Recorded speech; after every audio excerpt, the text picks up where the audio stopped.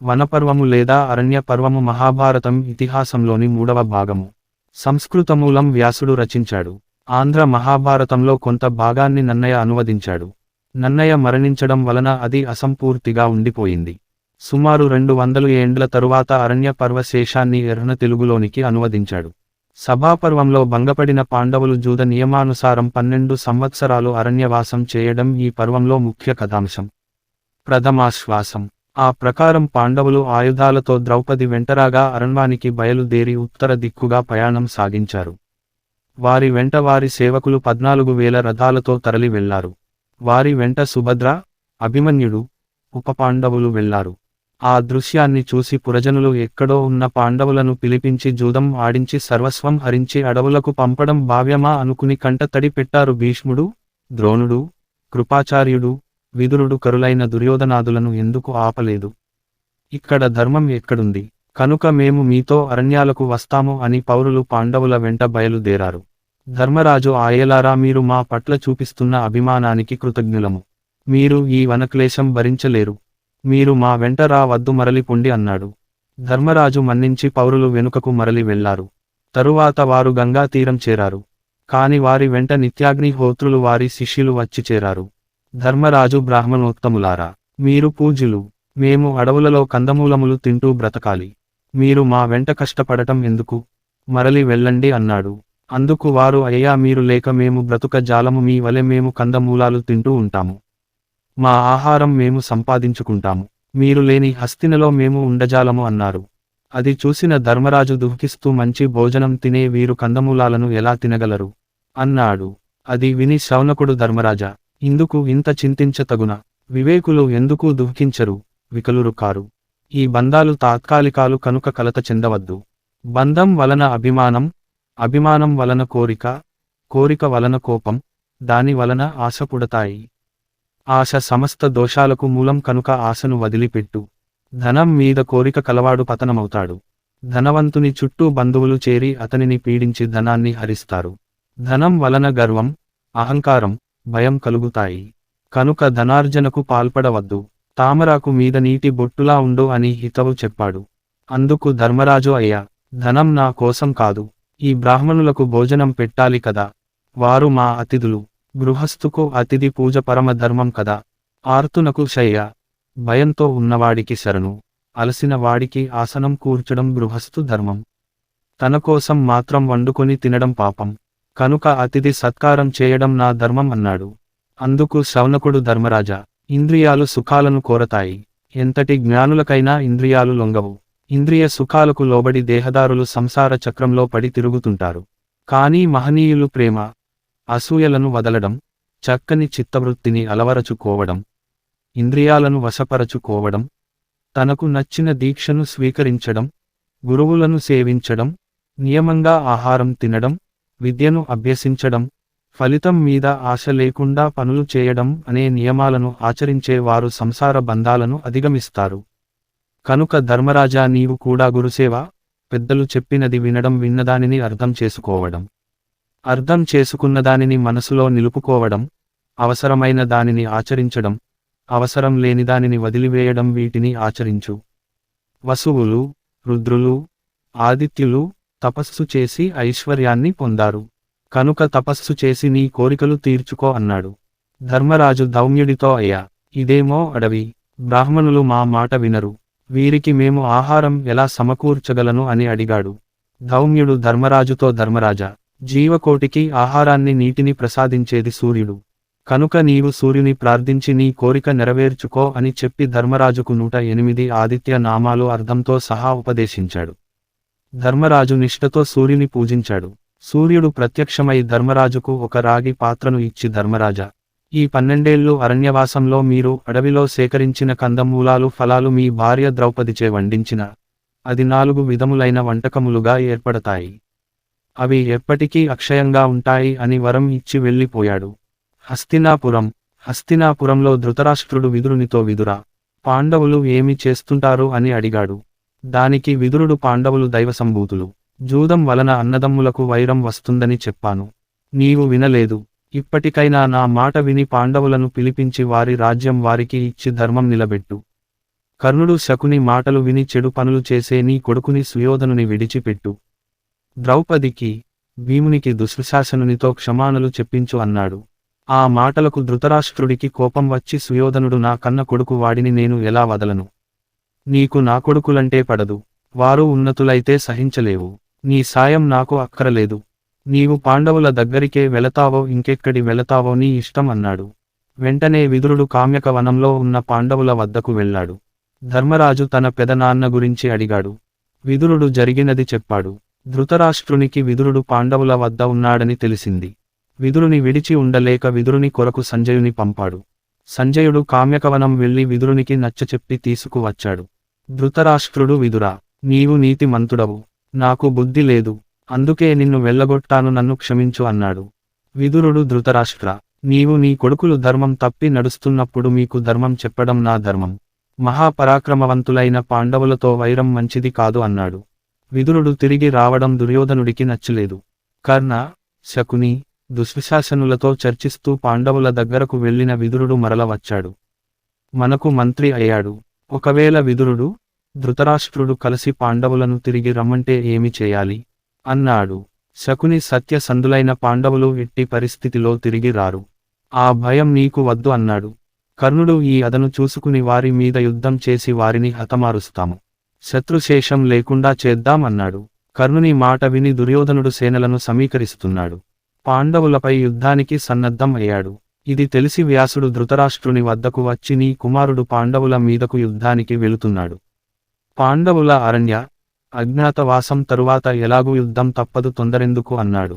ధృతరాష్ట్రుడు మహాత్మా, నన్ను ఏమి చేయమంటారు? జూదం వలన చెడు జరిగింది. నేను పుత్రవాత్సల్యం వలన నా కొడుకుని విడువలేను అన్నాడు. వ్యాసుడు ధృతరాష్ట్ర, పుత్రవాత్సల్యం ఉండవలసిందే, కానీ అడవిలో ఉండే పాండవుల మీద దయ చూపించు. నాకు ఇద్దరూ సమానులే. ధర్మరాజు స్నేహంతో నీ కొడుకు సుయోధనుడు మారవచ్చు అన్నాడు. ధృతరాష్ట్రుడు, అయ్యా, వాడు నా మాట వినడు, మీరే వాడికి నచ్చ చెప్పండి అన్నాడు. వ్యాసుడు మైత్రేయ మహర్షి వచ్చి నీ కొడుక్కు నచ్చ చెబుతాడు అని వెళ్ళిపోయాడు. మైత్రేయుడు, వ్యాసుడు చెప్పినట్లు కొన్ని రోజుల తరువాత మైత్రేయుడు ముందుగా పాండవులను చూచి హస్తినాపురం వచ్చాడు. ధృతరాష్ట్రుడు మైత్రేయునికి అర్ఘ్యపాద్యాలు ఇచ్చాడు. మైత్రేయుడు, నేను కామ్యక వనంలో ఉన్న పాండవులను చూసి వచ్చాను. వారు అడవులలో కందమూలాలను తిని జీవిస్తున్నారు అన్నాడు. పాండవులు క్షేమంగా ఉన్నారా అని ధృతరాష్ట్రుడు అడిగాడు. మైత్రేయుడు, ఓ రాజా, పాండవులు ధర్మబుద్ధి కలవారు, వారికి మహర్షుల దీవెనలు ఉన్నాయి, అందువలన క్షేమమే అన్నాడు. దుర్యోధనుని వైపు తిరిగి, కుమారా, నీకు బుద్ధి ఉంటే పాండవులతో వైరం వదులుము. అలా చేస్తే నీవు కురువంశానికి మేలు చేసిన వాడివి అవుతావు. పాండవులు వజ్రశరీరులు. భీముడు హిడింబుని, బకాసురుని, జరాసంధుని, కిమ్మీరుని వధించిన బలాఢ్యుడు. అతనిని వధించగల యోధులు లేరు. శ్రీకృష్ణుడు, దుష్టద్యుమ్నుని బంధుత్వం పాండవులకు మరింత బలాన్నిచ్చింది. కనుక నీవు పాండవులతో స్నేహం చేయటం మంచిది అన్నాడు. ఆ మాటలు విన్న దుర్యోధనుడు తన తొడలు చరిచి మహర్షిని అవమానించాడు. అందుకు మైత్రేయుడు ఆగ్రహించి, సుయోధన, యుద్ధభూమిలో భీముని గదాఘాతం నీ తొడలను విరవకలదు అని మైత్రేయుడు అన్నాడు. ధృతరాష్ట్రుడు భయపడి మహర్షిని శాప విమోచనం ఇవ్వమని వేడుకున్నాడు. మైత్రేయుడు, మహారాజా, నీ కొడుకు పశ్చాత్తాపం చెంది మంచి బుద్ధి కలిగి ఉంటే ఈ శాపం వర్తించదు అన్నాడు. కిమ్మీర వధ. దుర్యోధనునికి శాపం ఇచ్చిన తరువాత ధృతరాష్ట్రుడు, మహాత్మా, కిమ్మీరుడనే రాక్షసుడు భీముని చేతిలో ఎలా చనిపోయాడో వివరిస్తారా అని అడిగాడు. మైత్రేయుడు, నా మాటను నీ కొడుకే వినలేదు, నేనెందుకు చెప్పాలి, విదురుని అడిగి తెలుసుకో అని చెప్పి వెళ్ళిపోయాడు. విదురుడు కిమ్మీరుని వృత్తాంతం ఇలా వివరించ సాగాడు. పాండవులు ఒకరోజు అడవిలో విశ్రమించవలసి వచ్చింది. వికృతాకారుడైన రాక్షసుడు పాండవుల దారికి అడ్డంగా నిలిచాడు. ఆ రాక్షసుని చూసి ద్రౌపది భయంతో కళ్ళు మూసుకుంది. ఇంతలో ధౌమ్యుడు తన మంత్రశక్తితో ఆ రాక్షసుని మాయను భగ్నం చేశాడు. ఆ రాక్షసుని చూసి ధర్మరాజు, నీవెవరు, ఈ అడవిలో ఎందుకు ఉన్నావో అని అడిగాడు. దానికి ఆ రాక్షసుడు, నేను బకుడు అనే రాక్షసుని తమ్ముడిని, నా పేరు కిమ్మీరుడు, మనుష్యులను చంపి తింటూ ఉంటాను, నాకు భయపడి ఎవరూ ఈ అరణ్యానికి రారు. మీరు ఎవరు, ఈ అరణ్యానికి ఎందుకు వచ్చారు అని అడిగాడు. ధర్మరాజు, నా పేరు ధర్మరాజు, వీరు నా సోదరులు, మేము వనవాసం చేస్తూ ఇక్కడకు వచ్చాము అన్నాడు. ఇది విని ఆ కిమ్మీరుడు, నా అన్న బకుని చంపిన భీముడు వీడేనా? వీడిని చంపి నా ఆకలి తీర్చుకుంటాను, నేను వీడి కోసమే వెతుకుతున్నాను అని వికటాట్టహాసం చేశాడు. ఇది విని అర్జునుడు గాండీవం ఎక్కుపెట్టాడు, కానీ ఈలోగా భీముడు కిమ్మీరుని ఎదుర్కొన్నాడు. ఇద్దరూ ఘోరంగా యుద్ధం చేశారు. చెట్లతోనూ రాళ్లతోనూ కొట్టుకున్నారు. చివరకు భీముడు కిమ్మీరుని అతని అన్న బకుని చంపినట్లు అతని దేహాన్ని విరగదీసి చంపాడు. ఈ విధంగా భీముడు కామ్యక వనంలో రాక్షస భయం లేకుండా చేశాడు అని చెప్పాడు. ఇది విని ధృతరాష్ట్రుడు కలత చెందాడు. కామ్యక వనానికి శ్రీకృష్ణుని విజయం. దస్త్రం కృష్ణ కన్సోలం ద్రౌపది.jpg ద్రౌపదిని ఓదార్చుచున్న శ్రీకృష్ణుడు. అర్జునుడు శ్రీకృష్ణుని చూసి కృష్ణ, నీవు పురాణ పురుషుడవు. నీవు గంధమాదన పర్వతం మీద 10,000 సంవత్సరాలు తపస్సు చేశావు. పుష్కరంలో 11,000 సంవత్సరాలు తపస్సు చేశావు. సరస్వతీ తీరంలో 12 సంవత్సరాలు వ్రతం చేశావు. దితి కుమారులను ధనువు కుమారులను సంహరించి ఇంద్ర పదవి సుస్థిరం చేశావు. నీవు అదితి కుమారుడివి. ఇంద్రుని తమ్ముడవు ఉపేంద్రుడివి. మొదట వామనుడిగా తరువాత త్రివిక్రమునిగా లోకాలను ఆక్రమించావు. లోక కంటకులైన శిశుపాల కంసులను వధించావు. నీవు అవతారమూర్తివి. అమృతం, మదము, కోపం, మత్సరం నీ దగ్గరకు రావు అని స్తుతించాడు. అప్పుడు శ్రీకృష్ణుడు అర్జునునితో అర్జున, నీవు నరుడవు, నేను నారాయణుడను, మనం ఒకరికి ఒకరం మిత్రులం అన్నాడు. అప్పుడు ద్రౌపది కృష్ణుని చూసి దేవా, నీవు యజ్ఞపురుషుడివి, సర్వవ్యాపివి, సజ్జనులకు నీవే దిక్కు, నీకు తెలియనిది లేదు. నాకు జరిగిన పరాభవం చెప్తాను. నేను చక్రవర్తి పాండురాజు కోడలిని, పాండవుల భార్యను, మహావీరుడైన దుష్టద్యుమ్నుని సోదరిని. అట్టి నన్ను దుశ్శాసనుడు వెండ్రుకలు పట్టి ఈడ్పించాడు. నా వలువలు విప్పాడు. దారుణంగా నిండు సభలో అవమానించాడు. భీమార్జునులు నా మొర ఆలకించలేదు. వీరి పరాక్రమమెందుకు? కర్ణుడు నన్ను చూసి నవ్వాడు. ఎందరూ ఉండి ఎవరూ లేనిదానిని అయ్యాను. ఆ నవ్వు నా మనస్సును కాలుస్తుంది. ఆ కౌరవులు భీమునకు విషం పెట్టారు, పాములతో కరిపించారు. లక్క ఇంట్లో పెట్టి కాల్చాలనుకున్నారు. ఇప్పుడు జూదమాడి మా రాజ్యం లాక్కున్నారు. పాండవులు తమ శౌర్యం మరచి ఉన్నారు. కాని నేను మరువలేకున్నాను అన్నది. కృష్ణుడు అమ్మ అర్జునిని శరాఘాతాలకు కౌరవులు చచ్చుట తథ్యం ఊరడిల్లుము అన్నాడు. శ్రీకృష్ణుడు ధర్మరాజా, జరిగినదంతా యుయుధానుడు చెప్పగా విని దుఃఖించాను. ఆ సమయంలో నేను మీ దగ్గర లేను. ఉంటే ఇంత అనర్థం జరిగేది కాదు. నేను ఆ సమయంలో సాల్వుడితో యుద్ధం చేస్తున్నాను అన్నాడు. ధర్మరాజు శ్రీకృష్ణునితో కృష్ణ, ఆ వృత్తాంతం వివరించు అన్నాడు. సాల్వునితో శ్రీకృష్ణుని యుద్ధం. శ్రీకృష్ణుడు ఇలా చెప్పసాగాడు. రాజసూయయాగం సమయంలో శిశుపాలుడు నా చేతిలో మరణించిన విషయానికి తెలుసు కదా. శిశుపాలుని తమ్ముడు సాల్వుడు అన్నను చంపిన దానికి పగ తీర్చుకోవడానికి ద్వారక మీదకు యుద్ధానికి వచ్చాడు. అప్పుడు నేను మీ వద్ద ఉన్నాను. ద్వారకాపురిని ముట్టడించి నగరం వెలుపలి వనాలను నాశనం చేశాడు. ఆ సమయంలో ద్వారకలో ఉన్న సాంబుడు, ప్రద్యుమ్నుడు సాల్వునితో ఘోరంగా యుద్ధం చేశారు. ప్రద్యుమ్నుడు సాల్వునిపై బ్రహ్మాస్త్రాన్ని ప్రయోగించాడు. సాల్వుడు మూర్ఛపోయాడు. ప్రద్యుమ్నుడు సాల్వుని చంపబోగా నారదుడు అడ్డుపడి కుమారా, ఇతనిని నువ్వు చంపరాదు. ఇతడు నారాయణుని చేతిలో హతుడు కావలసి ఉంది అన్నాడు. కనుక ప్రద్యుమ్నుడు ఊరుకున్నాడు. సాల్వుడు తిరిగి వెళ్ళాడు. నేను ద్వారకకు వెళ్ళగానే సాల్వుడు ధ్వంసం చేసిన వనాలను చూశాక నాకు కోపం వచ్చింది. సాల్వుని మీదకు యుద్ధానికి వెళ్ళాను. సాల్వునికి నాకు ఘోర యుద్ధం జరిగినది. సాల్వుడు నాతో గెలవలేక మాయా యుద్ధం మొదలు పెట్టాడు. నేను వాడి మాయలు వమ్ము చేశాను. ఇంతలో ద్వారక నుండి వసుదేవుడు సాల్వుని చేతిలో చిక్కాడని నేను వెళ్ళి రక్షించాలని వార్త వచ్చింది. ద్వారకలో బలరాముడు ఉండగా వసుదేవుడు సాల్వునికి ఎలా చిక్కాడు అనుకున్నాను. ఇంతలో సౌంబకమను సాల్వుని రథం నుండి వసుదేవుడు దిగటం చూసి నా చేతిలో ధనస్సు జారి కింద పడింది. నాకు కొంతసేపు స్పృహ తప్పింది. తెలివి వచ్చి చూసేసరికి సౌంబకంలో వసుదేవుడు లేకపోవడం చూసి అది రాక్షస మాయ అని గ్రహించాను. మరల నాకు సాల్వునికి మధ్య ఘోరయుద్ధం జరిగింది. చివరికి సాల్వునిపై చక్రాయుధాన్ని ప్రయోగించి అతడిని వధించాను. తరువాత శ్రీకృష్ణుడు తన చెల్లెలు సుభద్రను తీసుకుని ద్వారకకు వెళ్ళాడు. దుష్టద్యుమ్నుడు ఉపపాండవులను తీసుకుని పాంచాల దేశం వెళ్ళాడు. బ్రాహ్మణులు తమ ముఖ్య సేవకుడైన ఇంద్రసేనుని, దౌమ్యుడు మొదలైన బ్రాహ్మణులని తీసుకుని ద్వైతవనానికి వెళ్లారు. ధర్మరాజు, ఈ అడవిలో కరమృగాలు ఉన్నాయి, రాక్షసులు ఉన్నారు, మనం జాగ్రత్తగా ఉండాలి అని మిగిలిన వారితో అన్నాడు. వారు అక్కడ కుటీరాలు నిర్మించుకుని సంతోషంగా కాలం గడుపుతున్నారు. ఒకరోజు మార్కండేయ మహర్షి వచ్చాడు. ధర్మరాజు ఆ మహర్షిని తగురీతి సత్కరించాడు. ధర్మరాజా, నాడు తండ్రి ఆజ్ఞ మేరకు అడవులకు వెళ్లిన రాముడిని, సీతను, లక్ష్మణుని చూశాను. తరువాత మిమ్మల్ని చూస్తున్నాను.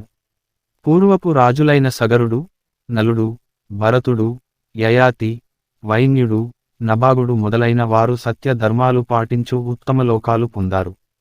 మీకు శుభం కలుగుతుంది అని చెప్పి ఆశీర్వదించి వెళ్ళాడు అని శ్రీకృష్ణుడు చెప్పాడు. తరువాత శ్రీకృష్ణుడు తన చెల్లెలు సుభద్రను తీసుకుని ద్వారకకు వెళ్ళాడు.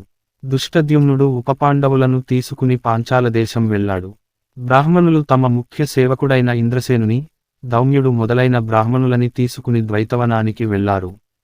ధర్మరాజు, ఈ అడవిలో కరమృగాలు ఉన్నాయి, రాక్షసులు ఉన్నారు, మనం జాగ్రత్తగా ఉండాలి అని మిగిలిన వారితో అన్నాడు.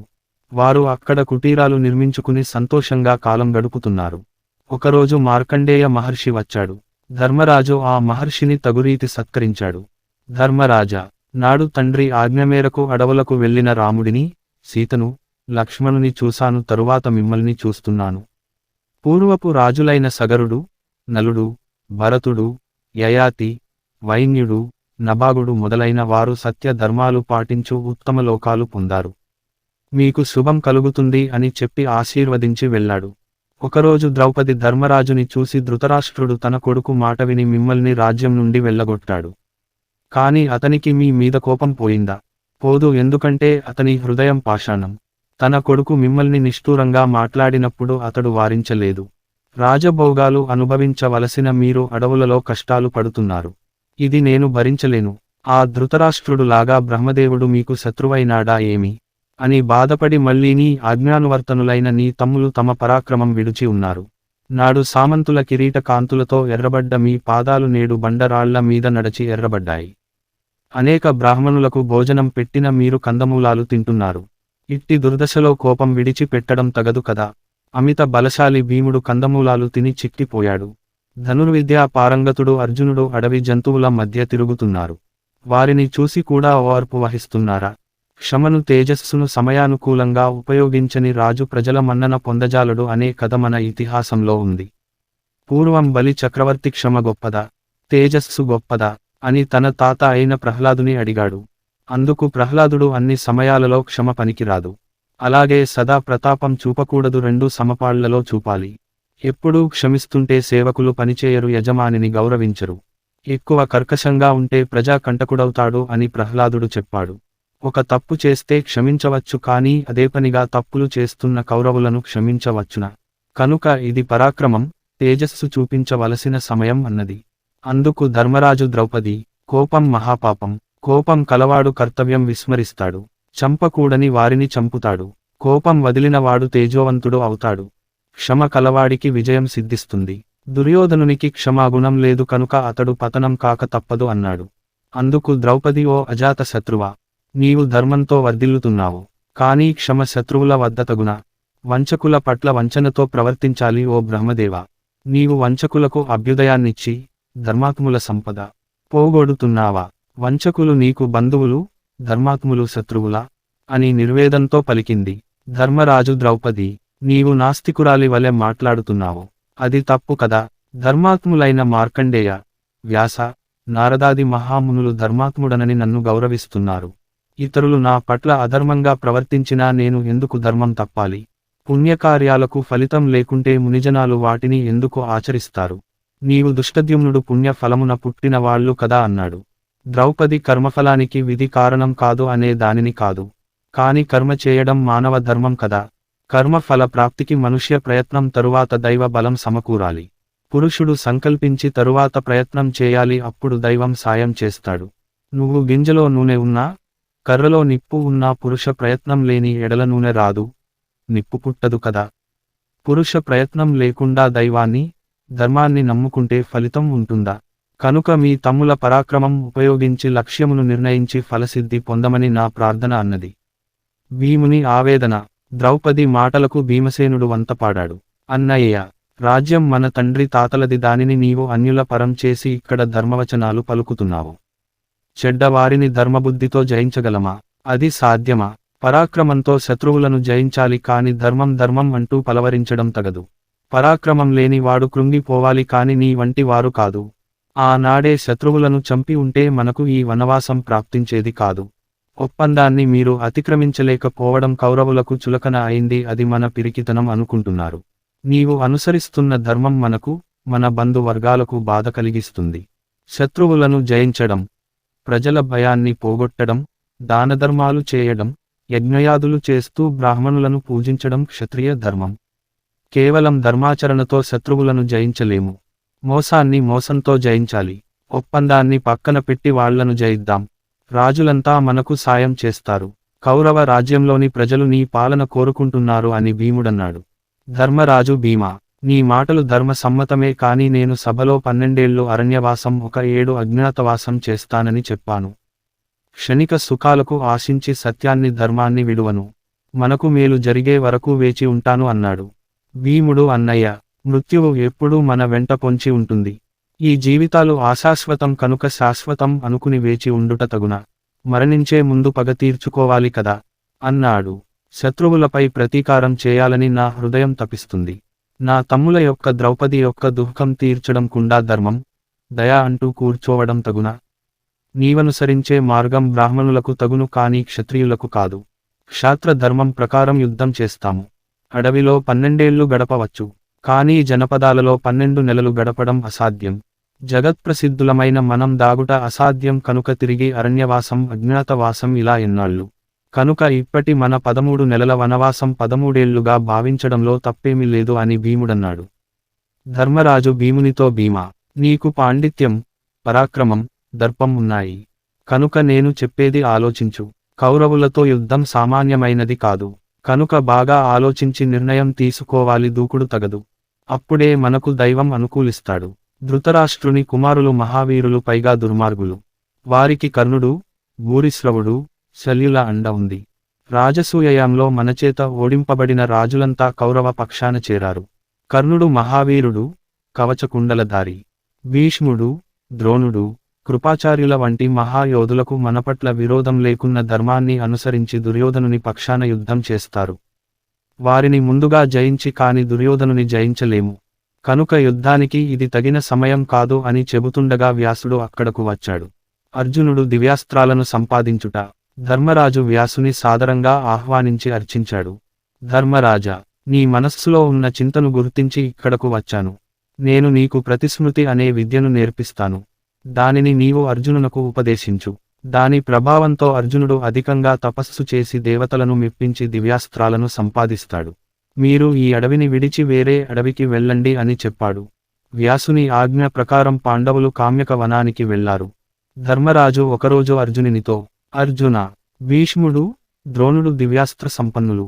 వారిని గెలవాలంటే మనకు దివ్యాస్త్ర సంపద కావాలి. వ్యాసుడు అందుకు మార్గం చెప్పి మంత్రోపదేశం చేశాడు. నేను నీకు ఆ మంత్రం ఉపదేశిస్తాను. నీవు తపస్సు చేసి దివ్యాస్త్రాలు సంపాదించు. వృత్తాసురుడికి భయపడి దేవతలంతా తమ తమ అస్త్రాలను ఇంద్రునికి ఇచ్చారు. అవి నీకు లభిస్తాయి. పరమశివుని ఆరాధించి పాశుపతాస్త్రం సంపాదించమని వ్యాసుడు ఆదేశించాడు అని చెప్పి అర్జునునకు వ్యాసుడు ఉపదేశించిన ప్రతిస్మృతి అవే విద్యను ఉపదేశం చేశాడు. అన్న అనుమతి తీసుకుని అర్జునుడు తపస్సు చేయడానికి గంధమాదన పర్వతం చేరుకున్నాడు. అక్కడ ఒక ముసలి బ్రాహ్మణుడు అర్జునిని చూసి, వీరుడా, నీవు ఎవరు? ఇక్కడ ఎందుకు ఉన్నావు? ఇక్కడ శాంత స్వభావులైన బ్రాహ్మణులు తపమాచరించే ప్రదేశం. ఆయుధదారివైన నీకు ఇక్కడ ఏమి పని? నీ ఆయుధములు విడిచిపెట్టు అన్నాడు. ఆ మాటలకు చలించకుండా స్థిరంగా ఉన్న అర్జునుని సాహసానికి మెచ్చి బ్రాహ్మణుని రూపంలో ఉన్న ఇంద్రుడు అర్జునుడికి ప్రత్యక్షమయ్యాడు. అర్జునా, నీ ధైర్యానికి మెచ్చాను. నీకేమి కావాలో కోరుకో అని అన్నాడు. అర్జునుడు, నాకు దివ్యాస్త్రాలు కావాలి అన్నాడు. ఇంద్రుడు, ఎలాగో అవి లభిస్తాయి. అమరత్వం కావాలా అని అడిగాడు. అర్జునుడు, ముందు నాకు దివ్యాస్త్ర సంపద కావాలి. అవి నాకు ప్రసాదించండి అన్నాడు. ఇంద్రుడు, అలా అయితే ముందు నీవు పరమేశ్వరుని గురించి తపస్సు చేయి అన్నాడు. వెంటనే అర్జునుడు ఇంద్రకిలాద్రికి వెళ్లి అక్కడ శివుని గురించి ఘోర తపస్సు మొదలు ఆరంభించాడు. పరమశివుడు అర్జునుడిని పరీక్షించదలిచాడు. ఒక కిరాతుడి వేషంలో అర్జుని దగ్గరకు వచ్చాడు.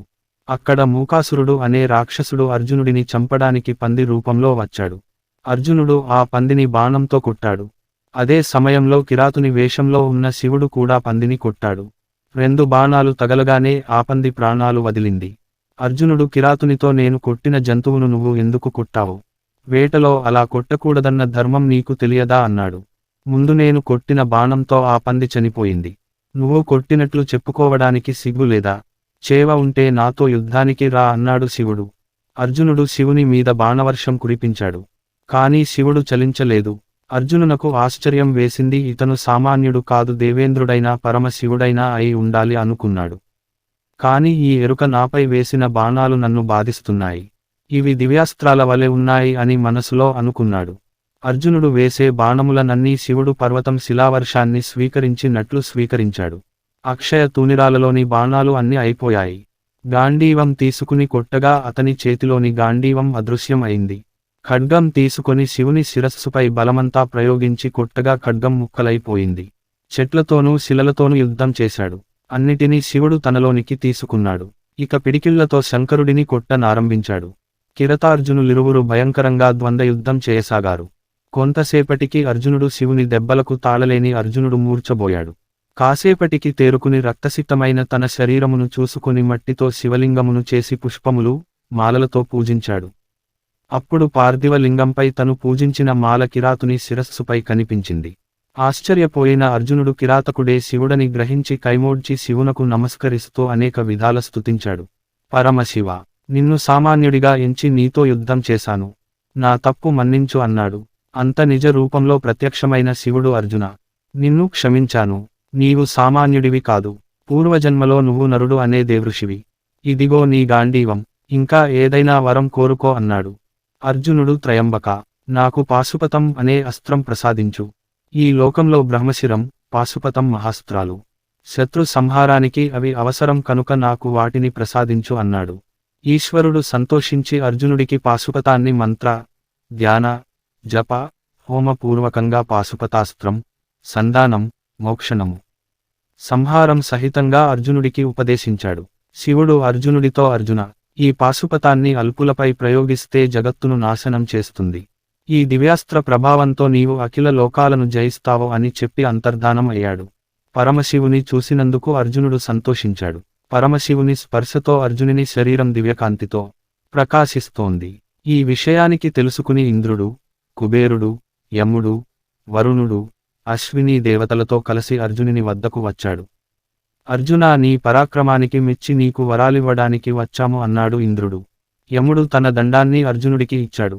వరుణుడు వరుణపాశాలను, కుబేరుడు కౌబేరాస్త్రాన్ని దానం చేశారు. అర్జునుడు వారిని దర్శించినందుకు వారిచ్చిన అస్త్రాలకు పరమానందం చెందాడు. దేవేంద్రుడు అర్జునుడికి రథం పంపి ఇంద్రలోకానికి ఆహ్వానించాడు. ఇంద్రలోకంలో అర్జునుడు, దానిపై అర్జునుడు ఇంద్రలోకం వెళ్ళాడు. ఇంద్రలోకంలో సూర్యచంద్రులు లేకనే స్వయం ప్రకాశంతో వెలిగిపోతున్న అమరావతి నగరాన్ని చూశాడు అర్జునుడు. పురద్వారం వద్ద ఐరావతం అర్జునుడికి స్వాగతం చెప్పింది. అర్జునుడు దేవేంద్రునికి నమస్కరించాడు. అర్జునుడికి ఆనందం కలిగించడానికి దేవేంద్రుడు ఊర్వశిని నియమించాడు. ఊర్వశి అర్జునుడి ముందు నాట్యం చేసింది.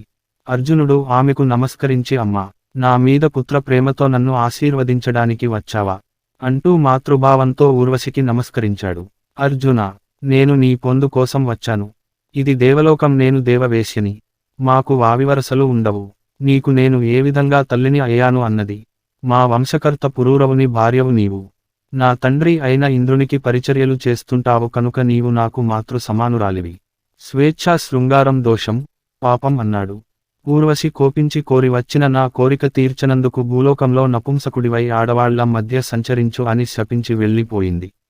ఇది తెలిసిన ఇంద్రుడు అర్జునుడితో, అర్జున, నీ వంటి ధైర్యవంతుని నేను ఇదివరకు చూడలేదు. నీవు ధర్మబుద్ధివి, జితేంద్రుడివి. బాధపడకు, ఊర్వశి శాపం అనుభవించక తప్పదు. కానీ అది నీ అజ్ఞాతవాస సమయంలో ఉపయోగపడుతుంది. ఎవరికీ తెలియకుండా నపుంసక రూపంలో ఉమ్మడచ్చు. నీ అజ్ఞాతవాసం ముగియగానే నీ శాపం తొలగిపోతుంది అని ఊరడించాడు. తరువాత అర్జునుడికి ఇంద్రుడు ఎన్నో దివ్యాస్త్రాలను ఇచ్చాడు. అర్జునుడు ఇంద్రలోకంలో ఉన్న సమయంలో భూలోకంలో 5 సంవత్సరాలు గడిచాయి. ఒకనాడు రోమసుడు అనే మహర్షి దేవేంద్రుని వద్దకు వచ్చి ఇంద్రుని అర్ధ సింహాసనంపై కూర్చున్న అర్జునుని చూసి, ఎవరీతుడు అని ఇంద్రుని అడిగాడు. దానికి దేవేంద్రుడు, మహర్షి, ఇతడు పూర్వజన్మలో నరుడు అనే మహర్షి. ఇప్పుడు నా అంశతో కుంతి గర్భాన జన్మించాడు. పరమేశ్వరుడు ఇతనిని అనుగ్రహించి పాశుపతాన్ని ఇచ్చాడు. నేను కూడా ఇతనికి దివ్యాస్త్రాలెన్నో ఇచ్చాను. ఇతను నివాత కవచులను, రాక్షసులను సంహరించగలడు. కాని తమరు భూలోకమునకు పోయి అర్జునుడు నా వద్ద ఉన్నాడు అని ధర్మరాజుకు చెప్పండి. ధర్మజుని తీర్థయాత్రలు చేయమని నా తరఫున చెప్పండి. తీర్థయాత్రల వలన అతడు పాపరహితుడు కాగలడు అని రోమసునితో చెప్పాడు. ధృతరాష్ట్రుని చింత. భూలోకంలో ధృతరాష్ట్రునికి అర్జునుడు దివ్యాస్త్రాలను సంపాదించిన విషయానికి వ్యాసుని వలన తెలిసి కలత చెందాడు. సంజయుని పిలిచి, సంజయ, అర్జునుడు శ్రీకృష్ణుని సాయంతో ఖాండవ వనాన్ని దహించాడు. 4 దిక్కులు జయించి ధర్మరాజుతో రాజసూయం చేయించాడు. పరమశివుని మెప్పించి పాశుపతం పొందాడు. అలాంటి అర్జునుడు ఉండగా పాండవులను జయించడం ఎలా? వారు ధర్మవర్తనులు, వారిని విజయలక్ష్మి వరిస్తుంది. పరుషంగా మాట్లాడి కర్ణుడు చేసిందేముంది? ద్రౌపదిని జుట్టు పట్టుకుని సభకు లాక్కురావడమే ఇంతటి వైరానికి దారి తీసింది. ఇప్పటికీ మందభాగ్యుడైన నాపుత్రుడు దుర్యోధనుడు ఊరుకోవడం లేదు. అర్జునుడి పరాక్రమం చాలా ఆశ్చర్యంగా ఉంది. అతడు మహాదేవుడితోనే బహుయుద్ధం కూడా చేశాడని విన్నాను అన్నాడు. సంజయుడు సుయోధనుడు నిండు సభలో ద్రౌపదిని అవమానించే సమయంలో వారిని వారించకుండా ఇప్పుడు వగచి లాభం ఏమి? పాండవులు ఇప్పుడు కామ్యకవనంలో ఉన్నారు. శ్రీకృష్ణుడు అనేక మంది రాజులను వెంట పెట్టుకుని కామ్యకవనానికి వెళ్లి పాండవులను పరామర్శించాడు. సుయోధనుని జయించి ధర్మరాజుకు పట్టాభిషేకం చేస్తానని అన్నాడట. అంత ధర్మరాజు 13 సంవత్సరములు గడచిన తర్వాత వారిని వారి బంధువులతో కూడా సంహరించు. నేను రాజులందరిలో చేసిన వనవాస ప్రతిజ్ఞను భంగం చేయకుమని ప్రార్థించగా అదృష్టద్యుమ్నాదులు కృష్ణుడిని సముదాయించారట. మిగిలినవారు వారించి అర్జునునికి సారథ్యం వహించమని అన్నారట. శ్రీకృష్ణుని సాయంతో అరణ్య అజ్ఞాత వాసాలు పూర్తి అయ్యాక నీ కొడుకుతో యుద్ధం చేస్తారు. నీ కొడుకులు అర్జునుని దివ్యాస్త్రాలకు, భీముని గదాఘాతాలకు తట్టుకోగలరా? అన్నాడు సంజయుడు. ధృతరాష్ట్రుడు నేనేం చేసేది సంజయ? నేను ముసలివాడిని. నా కొడుకు నా మాట వినడు. వాడు ఒక దుర్బుద్ధి. వాడికి భీష్మ, ద్రోణుల మాటలు నచ్చవు. ఆ కర్ణుని, శకుని మాటలు నచ్చుతాయి. నేనేం చేయుదును అని పరితపించాడు. ధర్మరాజు కామ్యకవనంలో అర్జునుని కోసం ఎదురు చూస్తున్నాడు. భీముడు అన్నయ్య, నువ్వే కదా అర్జునిని తపస్సుకు పంపింది. మన బతుకులన్నీ అర్జునుని మీద ఆధారపడి ఉన్నాయి. మీరు వెంటనే శ్రీకృష్ణుని పంపి అర్జునుని వెంటనే తీసుకు రమ్మని చెప్పండి. నేను అర్జునుడు శ్రీకృష్ణుని సాయంతో దుర్యోధనాదులను జయించి నిన్ను కౌరవ సామ్రాజ్యానికి పట్టాభిషిక్తుని చేస్తాము. రణరంగంలో నన్ను, అర్జునిని ఎదిరించే వారు లేరు అన్నాడు. అందుకు ధర్మరాజు భీమసేన, ఆ విషయానికి నాకు తెలియను. కాని యుద్ధానికి ఇది సమయం కాదు. 13 సంవత్సరాల తరువాత నీవు, అర్జునుడు శత్రువులను జయించండి, విజయులు కండి. నిండు సభలో కౌరవులతో చేసిన ఒప్పందానికి నేను విరుద్ధంగా ప్రవర్తించను అన్నాడు ధర్మరాజు.